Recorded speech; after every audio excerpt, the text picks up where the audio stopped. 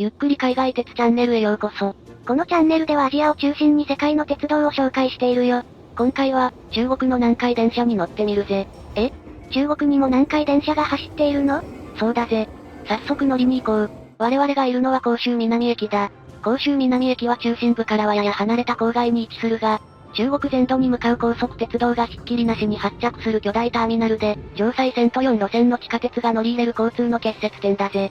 やっぱり南海電車だから南に乗り入れているのかな？残念ながら、中国の南海電車は南まであと一駅のところで力尽きてしまっている。広東の御堂筋線、仏山2号線に乗って一駅隣の林岳東駅に行ってみよう。林岳東駅に到着。地上に出ると高架の駅が見える。看板には南海有機電車と書いてあるぜ。これが中国版の南海電車なんだね。正確には南海有機電車1号線という路線で、路線カラーは水色だぜ。路線カラーは南海というよりは仙北か。駅は綺麗だから、割と新しい路線みたいだね。そうだな。南海有機電車の開業は2021年だぜ。どんな車両が走っているのかな？早速駅に上がってみよう。券売機で切符を購入する。アリペイなどのほか、現金も使えるぜ。ホームに入ると早速緑の電車が入ってきた。路面電車みたいな見た目だね。南海有機電車は小型の車両で運行されるライトレール路線なのだ。車両は連接台車の低床車両。車両サイズが同程度の3両編成で、日本の宇都宮ライトレールに近い規格に見える。この車両は中国中車チンタオ四方汽車車両製。四方製の路面電車はチェコのシコダ車の低床車両、シコダ 15T がベースだそうだ。目尻が吊り上がったライト形状は中国の高速列車 CRH380C とよく似ているぜ。路面電車規格の割にスピード感があるデザインだね。側面に目を向けると車両本体と独立した車輪カバーが特徴的だぜ。カバーの隙間は物が挟まらないようにブラシで保護されているんだね。この辺りの構造は設計のベースとなったシコダ 15T と同じなようだ。もともと路面電車用の車両だからか、側面の低い位置には自動車に存在を知らせるための速報灯がついている。この車両が自動車と同じ路面を走る機会はないものの、常に点灯しているぜ。ドアは各車両に2箇所。窓が大きいプラグドアで、青いライトで装飾されている。車体には N のシンボルマークがついているぜ。南海鉄道というのが正式な社名なんだね。次は車内の様子を見てみよう。低床車両だからホームの高さは低いね。車内はこんな感じ。車両の端の方はクロスシート、中央部はロングシートの内装だ。貫通扉がなく、ボールや網棚のような障害物が少ないので車内は随分と広く感じる。座席は緑色で、ロングシート部も各座席が独立しているぜ。プラスチック製ではあるけど、背もたれが背中にフィットする形状なのはナイスだね。せっかくなので、今回は南海有機電車の全区間に乗車してみよう。南海有機電車の期間は標準期だ。路線距離は14キロ、駅は15ある。高架区間が多いが、地上や地下も走行する。地下鉄主要路線の建設が一段落した中国の大都市では路線網を補完するライトレール的路線が増えつつあり、南海有機電車は仏山市南海区の住居エリアを地下鉄に接続する目的で建設されたんだぜ。南海は沿線の地名なんだね。始発駅の林岳東を出てしばらく、列車は高架を走行する。車内はガラガラだね。そうだな。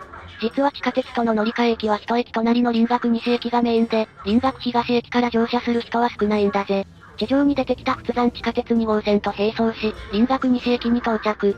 林岳西駅は南海有機電車と地下鉄のホームが並んだ構造になっている。さっきの駅より乗り換えが楽そうだね。この駅から乗車する乗客は多く、あっという間に座席が埋まってしまった。混雑するからか、林岳東駅にはなかったホームドアもついているぜ。日中でも立つ人が出るぐらいだから、ラッシュ時は結構混む路線なのかな？林岳北駅から先はしばらく地上を走行する。道路と並走するが、踏切や平面交差は全くないぜ。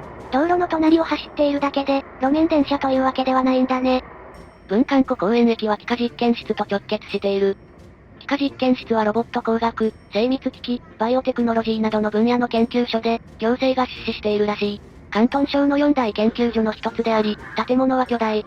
この施設の周りには工業区画が広がっており、労働人口はかなりの数に上りそうだ。なかなかの重要施設みたいだから、南海有機電車がこのルートで建設された理由の一つでもありそうだね。駅には行政のポスターが貼られている。中国ではおなじみの共産党プロパガンダポスターもデカデカと掲示されているぜ。中国版の南海電車はやや思想強めだね。研究所のすぐ隣の区画は古めの建物が立ち並ぶローカルな街並みだ。小川を境に急に街の雰囲気が変わるね。次の三山新城北駅の手前で路線は大きく左に向きを変え、高架路線に近づいていく。この高架は広州南駅から北西方面に伸びる高速鉄道線だ。高速鉄道が何本もあるんだね。この辺りの区間は北京方面の京杭高鉄、紀陽重慶方面の紀行高鉄、南寧方面の南高高鉄の3複線だぜ。南海有機電車は新幹線と並走しているんだね。日本の南海電車は今のところ新幹線との接点がないが、中国の南海電車は E2 系ともコラボしているぜ。高速鉄道の高架の下に整備された公園は地元民のジョギングコースだ。鉄道がテーマの公園ということで、東風 4D 型ディーゼル機関車と 25G 客車が生態保存されている。東風 4D 型は今もまだ現役の形式だが、至近距離で見る機会は貴重だろう。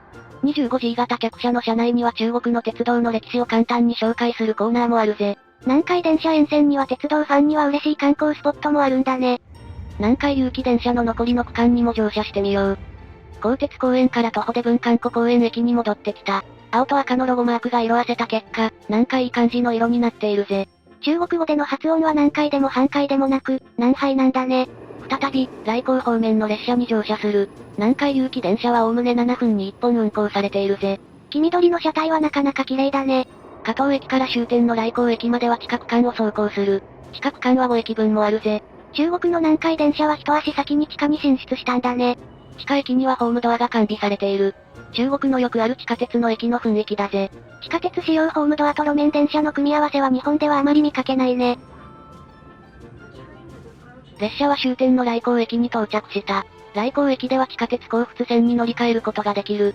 甲府線はその名の通り甲州と仏山を結ぶ地下鉄で、甲州地下鉄と仏山地下鉄の共同経営という面白い運営方式の路線だぜ。中国の地下鉄の路線名は大抵1号線、2号線といった味気ないものだけど、この路線だけちゃんと名前があるのはそんな理由があるんだね。今回の動画はここまで。広東省を訪れた際はぜひ中国版の南海電車に乗車してみてほしいぜ。ご意見ご感想お待ちしております。高評価とチャンネル登録もよろしくね。それでは、ご視聴ありがとうございました。